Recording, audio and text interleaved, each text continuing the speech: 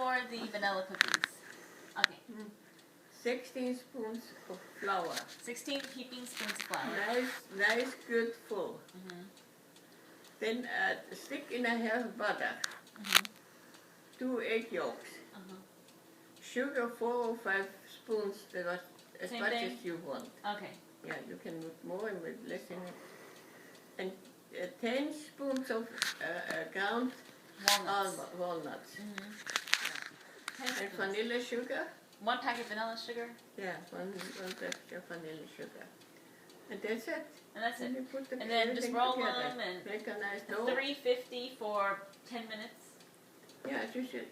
It's what my problem is. I always look in there. I know. Okay. But 350 is the good. Yeah, when you see the corners a little bit yellow already. Okay. And they're done. And that's it, right? I was going to say something else, but now I forgot. When you take them out from the Yeah, then you roll them in the sugar. oven and roll it in sugar. Okay. Yeah. And, you grease the cookie sheet. That's what I'm going to say. Yeah, you have to Okay, grease that's the